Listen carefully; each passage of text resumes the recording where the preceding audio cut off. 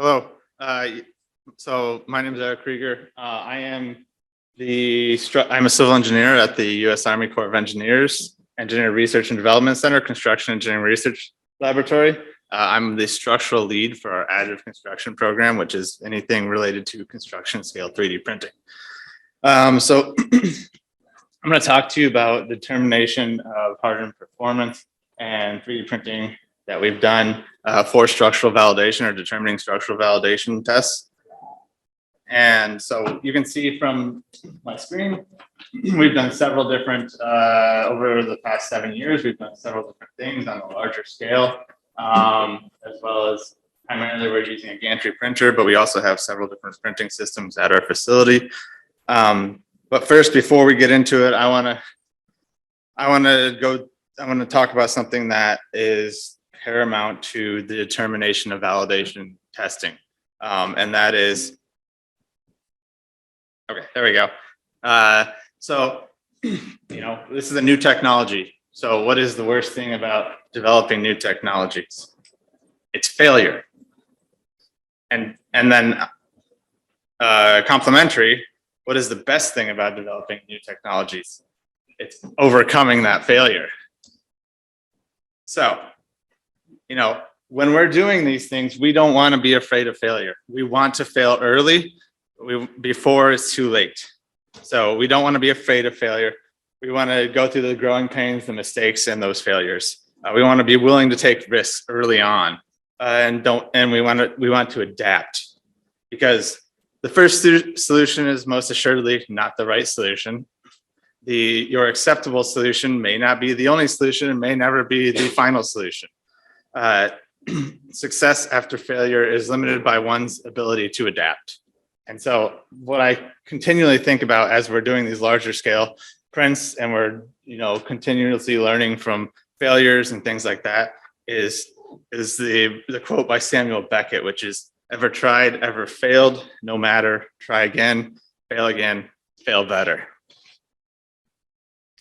So we want to fail early before it's too late. We don't want to have this happening. We don't want to not have validation testing ahead of time in order to validate that a structure will meet the requirements of design. So we've had several successes, as I've shown. We've also had several failures. Here's different, extruding and the material not extruding properly. We've had plastic collapses where we're basically printing up and the weight of the material is too heavy for the lower layer and it just collapses. We've had buckling where we're actually printing up, but the elastic modulus hasn't gained enough stiffness to support that print. And so we have buckling. And then also cracking, once the concrete starts to harden, we get cracking. And so we want to ensure that failures have a low probability of occurrence. And so that we can do that through quality assurance and quality control. So why are validation methods required? Well, currently there's not data to support equivalency to current materials and design methods. So we cannot design based on ACI 318. We cannot design based on TMS 402. There is no structural code. Different or modified design calculations are required. There's large amount of data from my colleagues to support that. You've seen a lot of that over the past, this session as well as the previous session. There's numerous institutes that are doing this. There's a lack of, and then in terms of structural, there's a lack of structural studies on components and systems tested against design requirements and other structural systems, more conventional systems. So, but does that mean we can't design for it? No, it doesn't mean we can't design for it. It just there's just a little bit more legwork that needs to be done ahead of time. So we can follow the alternative materials design methods sections, which is in the IBC, it's 104.11, IRC is 104.11. And then we also have, for us as the US DoD, we have the unified facilities criteria, 1-200-01, which is essentially our building code for the military.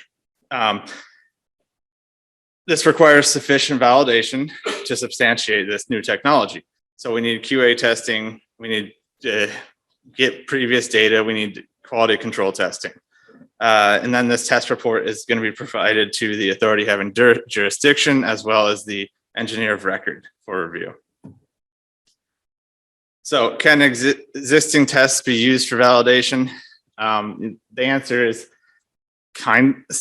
there's for materials, there's some existing tests that may be able to be used for material development, but they would need modifications. For structural testing, most of the structural tests that are out there, you can use with little modification because they're not as material specific. And it comes down to which ones are appropriate for validating the actual as-built performance. So I'm going to go over a few case studies. These are successes that we've had. So we've done a barracks hut that was in 2018. Basically, it was in collaboration with Skidmore, Owings and Merrill, and we had a geometry that kind of morphed from a zigzag shape on the bottom to a straight wall on top. We had two outer shells with an infill pattern. And I like hearing that people are suggesting overlaps in terms of our adjacent beads or our adjacent filaments, because that's something that's important to the structural stability. And then we also did a pedestrian bridge shortly after that in Camp Pendleton, California, where we actually deployed the printer, got local materials, and produced this bridge within 6 days of starting on the ground. So material design and quality assurance. So, you can use typical proportioning methods, and we can validate using cast samples. However, once we get into doing the actual printing, we can't necessarily validate using cast samples because, as you've seen, there's anisotropy, there's different mechanisms that come into play once you're printing it. Some people, you can use for the material. There's for the fresh material test, there's rheometers that can be used, but the cost limits widespread use. We've seen some where they're looking at different layer deformations, and then there's also research looking at the unconfined compression, where essentially you run the unconfined compression several times over a short period, or over a period of time, like 2 hours. And then you basically your increase in strength over time, your increase in modulus over time. And then there's also the flow test, which helps you determine, the workability of that material. So when you're talking about there's also, once you go from the small scale to the larger scale, you want to do your full batch mixes, because you can't assume that because you did it on the small scale that it's going to behave the same. I've seen many times where we do our small scale test and we have to do modifications because for one reason might be because of the moisture content of the aggregates. And it should not be assumed printable just because you did it on the small scale. You actually have to try it on the large scale to get it to work. There's the print stability test. So you take your geometry and you print it up. This has also been termed buildability test. And then you see, whether it works, and you do that prior to construction. You can do that in conjunction with your structural samples. We typically do that when we do structural samples, is we'll actually do the buildability test while we're creating the structural samples, so we're not creating that, huge, we're not having to create so many samples. And then obviously it's been discussed, mechanical testing needs to be tested with different orientations, and simulate the actual time gap. So a lot of times what we do is we take the same structural samples and we will print those structural samples, and then we'll cut from those structural samples. So we'll print an additional samples for taking material properties out of. So looking at quality assurance in terms of structural,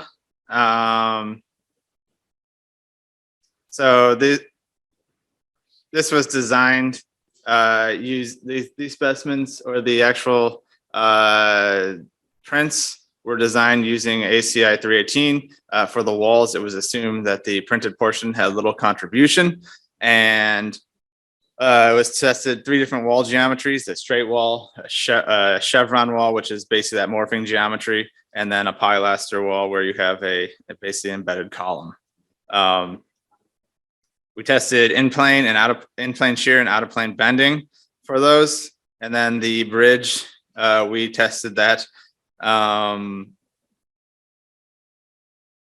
we did, in terms of the design, we did not account for layer effects.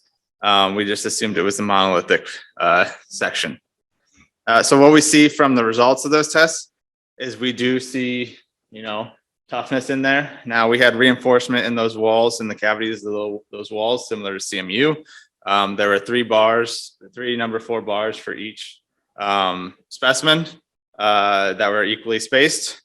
The bridge beam, we had 2. So if you look, so the bridge beam was actually a double T, and so we had two bars, 2 number 4 bars at the bottom, just above the bottom layer of the beam. And so we did the structure, and then we also had wire mesh in the top portion of that double T for reinforcement. We did have polymer fibers in there, but during the printing process, but these specific beams were not designed. They were designed so that the concrete would take to shear. Now we are looking at solutions for providing shear reinforcement in beams, but have not published anything on that yet.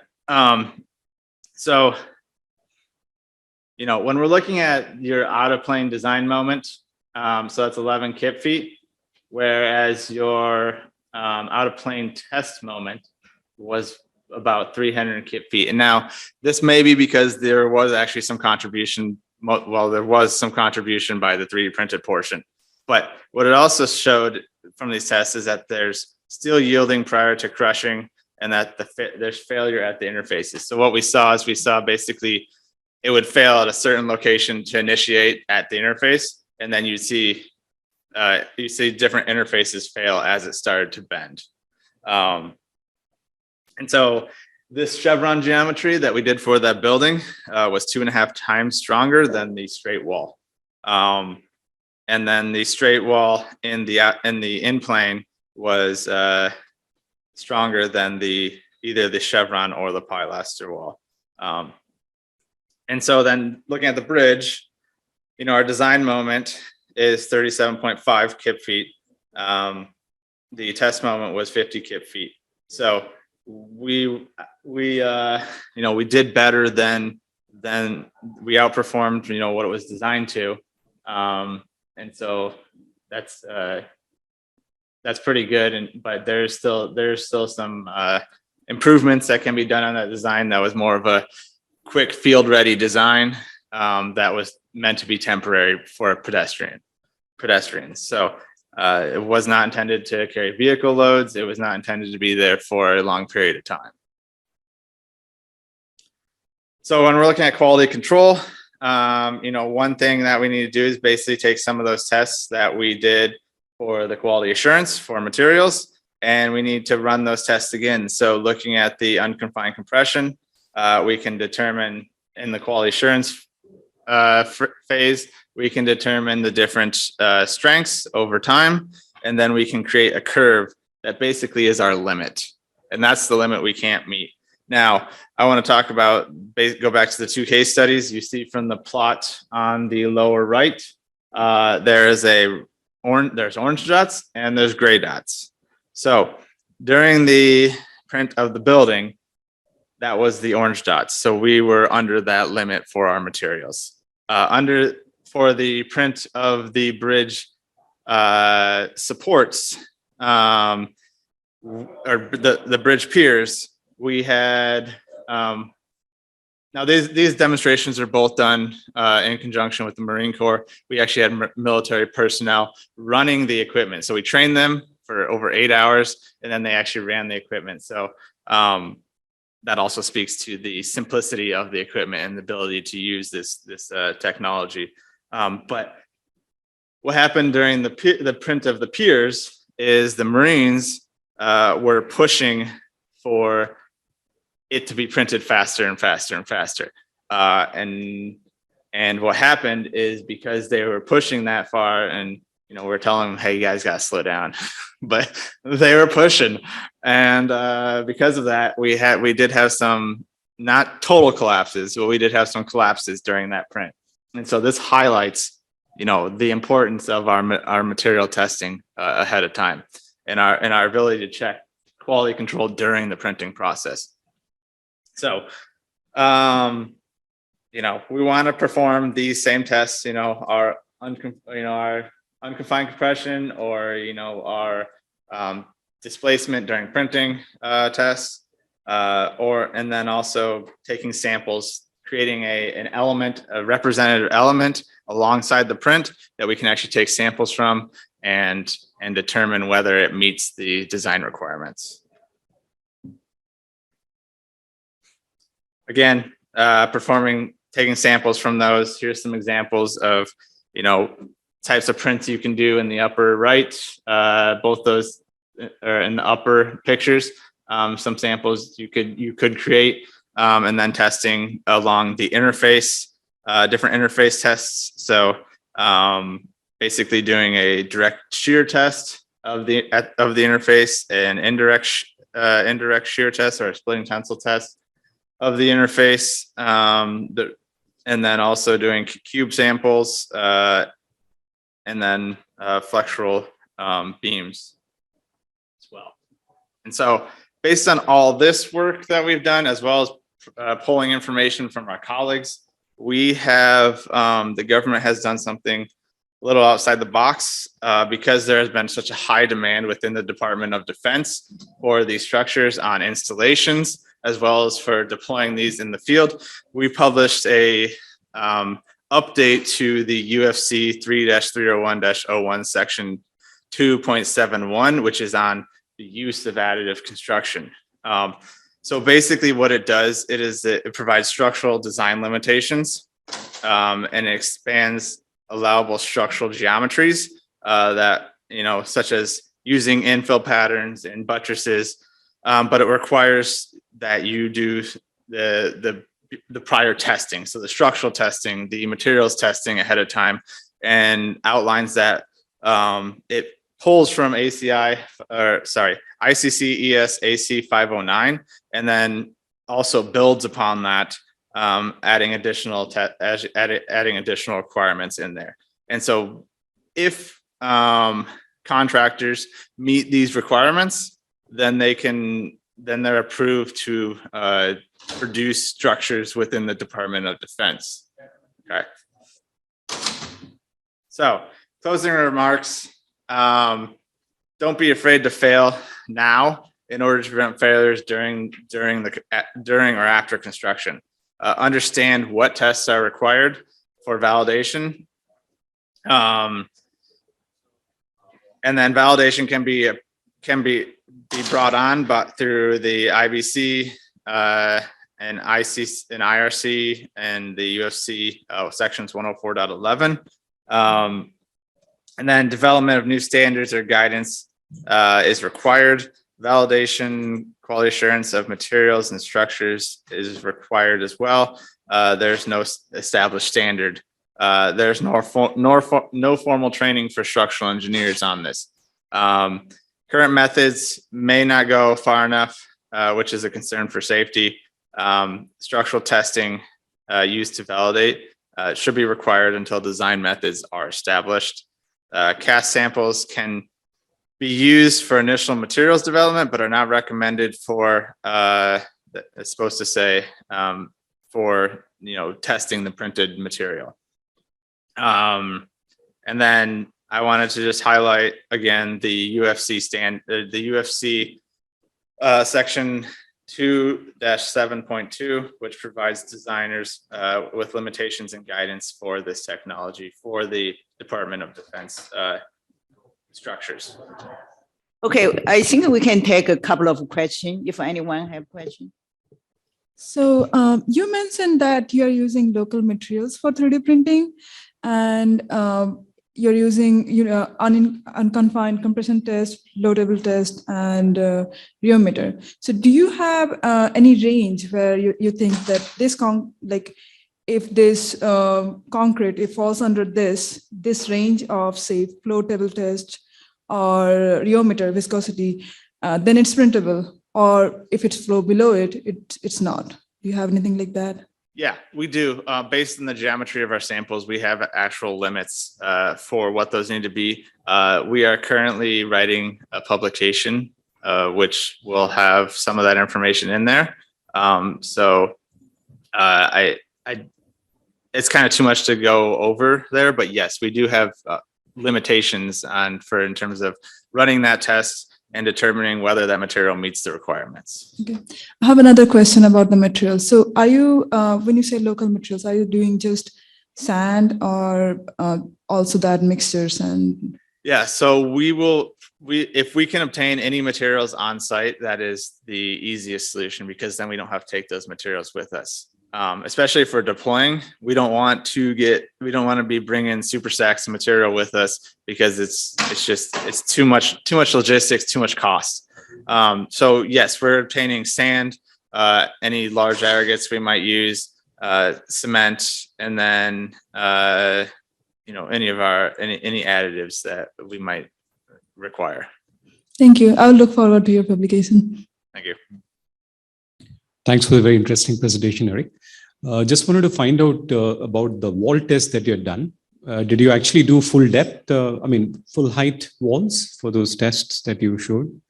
The straight wall and the pilaster wall? Yeah. Okay. So those are full height walls. So, we're looking at typically the B-hut structures are going to use 8-foot walls. And so, yeah. They were done for. So, can you throw some light on what kind of failures you saw? Because I was quite surprised to see the pilaster wall not doing as well in the in-plane load as the street wall. Right. So we saw basically there was a feathering that occurred on the pilaster causing failure. So it was essentially, we saw that pilaster, a shearing effect happening on that pilaster. Thank you. We have a question from one of our viewers from SADA. It says, can you tell us about the quality control adopted for fresh concrete at the site and which device was used? So typically we actually have a field rheometer, we have a field rheometer that we've used. We also have a unconfined compression tester that is actually, you can take it in the field with you. And we have a flow table that we can take in the field with us. And that's typically what we'll use in terms of when we're in the field.